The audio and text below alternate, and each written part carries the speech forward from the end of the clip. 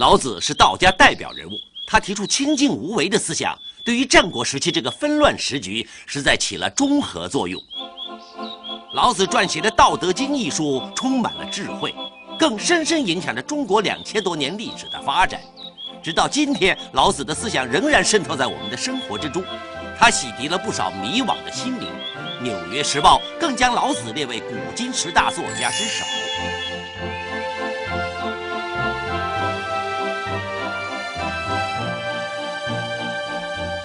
自古以来，一般的教诲都是：人要表现坚强，不可柔弱；人要表现聪明，不要愚鲁。不过，中国历史上却出现一位老子，他与众不同。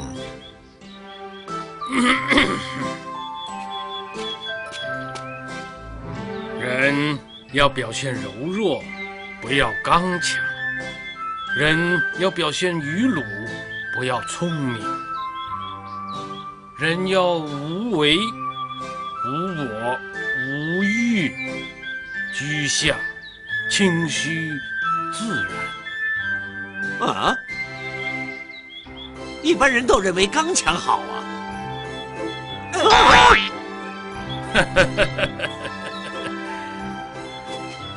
刚强的就容易折断，柔弱的能够保存。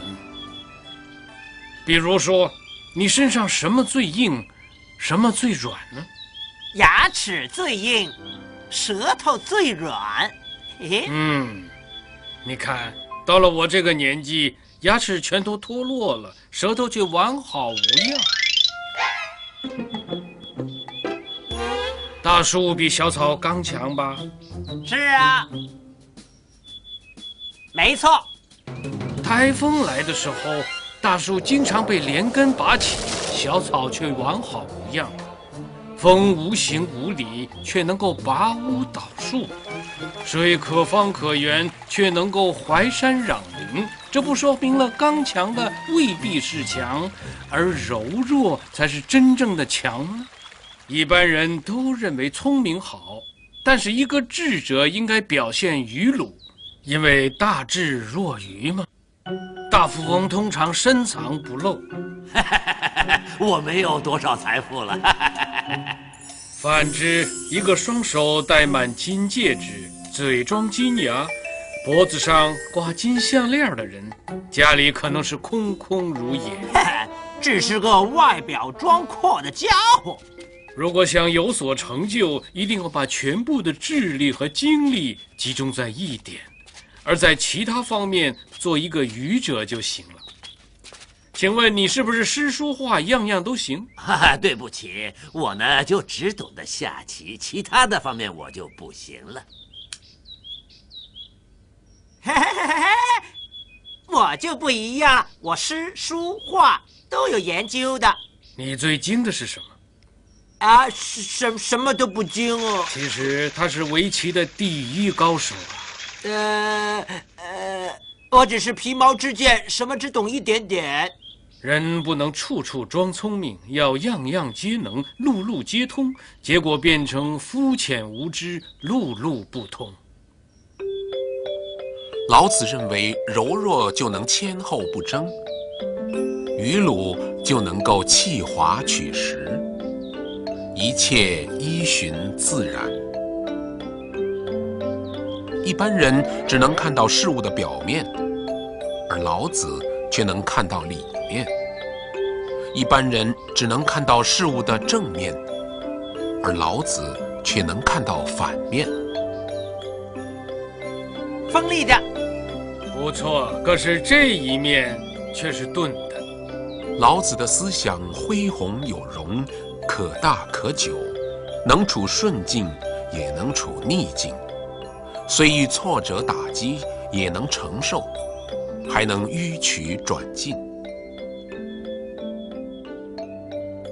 老子反对物欲，讲求精神生活；反对人为，讲求效法自然，重视精神生活，以精神来意识物质。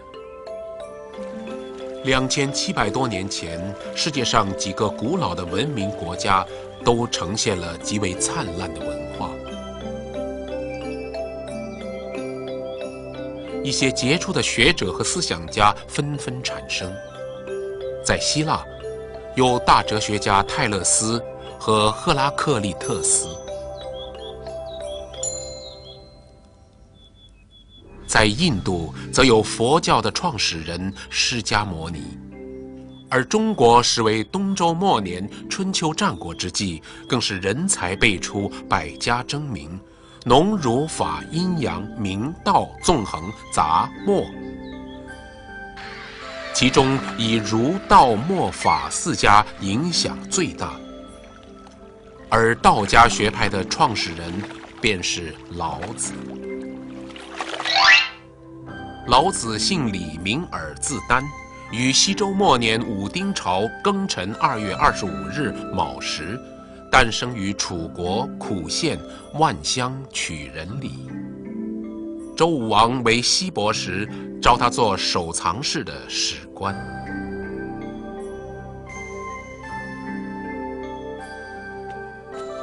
借这2本书，请在这里登记。在这里，他更潜心于书籍之中，学习见往知来的历史，使他对人世有更深切的体会。就这样，老子的智慧一天一天地增长起来。大教育家孔子来访，你们先把路打扫干净，我去迎接他。于是，老子亲自到郊外迎接。孔子也依照当时的礼节，从自己的车上下来，捧着作为见面礼的大雁送给老子。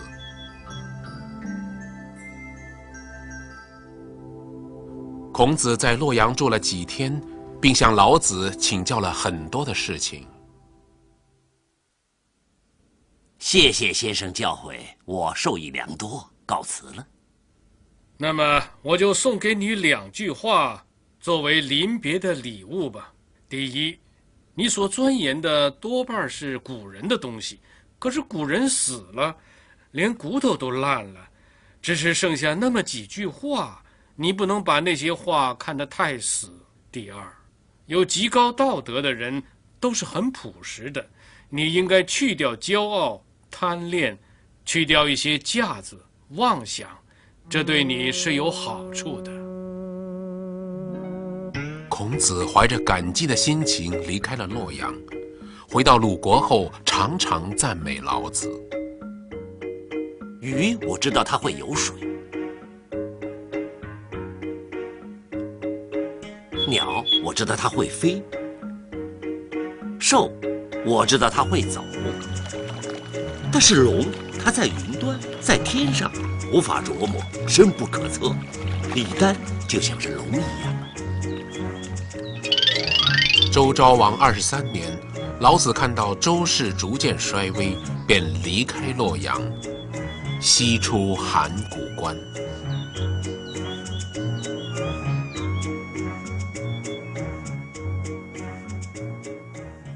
我是这里的守官，我叫尹喜，我也很喜欢道术的。先生，你既然要出关隐居，可不可以帮我写点道理，等我可以依循来处事，不用我胡乱行事吗？于是，老子就写了一本书，分为上下篇，共有5000多字。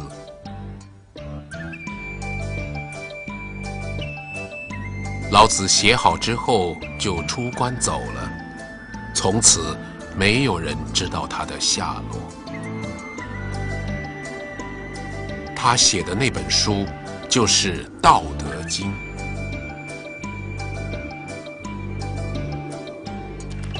道是老子哲学上的一个中心观念，在老子的《道德经》上，它有几种含义。第一，构成世界的本体；第二，创造宇宙的原动力；第三，促使万物运行的规律。第四，作为人类行为的准则。本章所说的道，是指一切的事物存在的根源，是自然界中最初的发动者。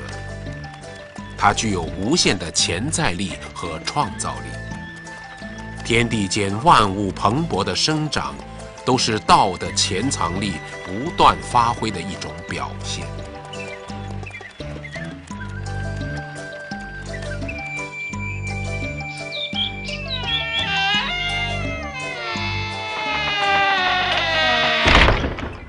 老子在出关之前，曾经担任过周代藏书室史官一职，这正影响了他的学说产生。因为作为守藏室史官，不但有机会阅读大量官府藏书典籍，从中吸取丰富知识。此外，老子身为周氏史官，除了掌管书籍收藏及记录历史之外，也需监理天文、地理、占卦、卜签之事。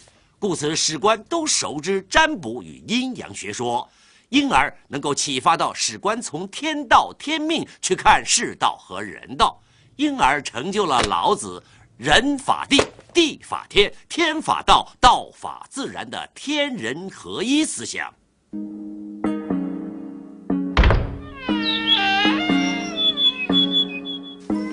道可道，非常道；名可名，非常名。无名天地之始，有名万物之母。故常无，欲以观其妙；常有，欲以观其教。此两者，同出而异名，同谓之玄。玄之又玄，众妙之门。道是这样，还如此这般的。这样啊，我懂了。错了，不是这样。道如果可以说得明白，解释得清楚，那就不是道了。道包含万物之理，没有形状，没有声音，没有实体，而且永恒不变。这个道理不是用语言文字所能解说得明白的。这个包含万物的叫什么道理？不行，它是无名的，这也是没办法给它加上一个名称来称谓的。因为你称它甲，它就不是乙；称它为白，它就不是黑了。要了解大道，不能执着语言、文字和名称，完全要靠心灵去领悟，否则就会误入歧途了。明白这个道理之后，就可以谈谈天地万物创生的情形了。哇，好棒啊！快点说啊！天地开始的时候，没有实物，没有形象，这种情形可以称之为无。无就是道的本体，宇宙的本源。当道一产生创生的作用，万物就随之而生，可称之为有。这有就是道的作用。所以当想到天地的本源是无，就可以了解道的本体精微奥妙。想到万物的根源是有，就可以了解道的作用广大无边。